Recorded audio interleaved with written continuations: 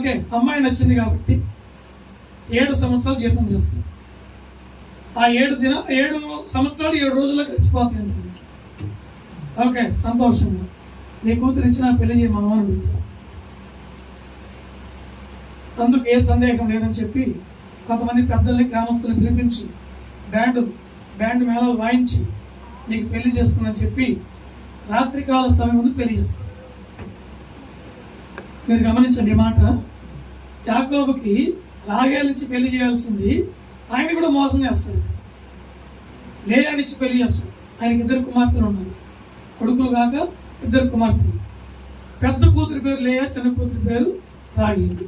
కాబట్టి న్యాయం జరగాల కూతురు కానీ ఆ లేయా నుంచి పెళ్లి చేసినప్పుడు ఉదయాన్నే లేచి చూసుకుంటే ఇంకేముంది, లేయా అక్క అని తెలిసింది, రాహేలు కాదు.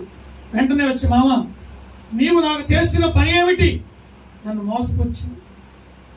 నిజమే, నీవు మోసపుచ్చలేదా? అన్నని మోసపుచ్చు, 2 మార్లు అన్నని మోసపుచ్చు, నీ తండ్రిని మోసపుచ్చు, కాబట్టి ఉపయోగం చేసావు. నీ కుటుంబంలో వ్యక్తుల్ని నువ్వు మోసపుచ్చినప్పుడు నీకు మోసం జరగదా? నా మాటలు అర్థమవుతున్నాయండి? అర్థం చేసుకోండి. కనుక దేవుని బిడ్డలారా, అక్కడ మోసం జరిగింది. ఆయన అన్నాడు, మా దేశ సాంప్రదాయ ప్రకారంగా పెద్ద కుమార్తెకి వివాహం చేయకుండా చిన్న అమ్మాయికి వివాహం చేయకూడదు.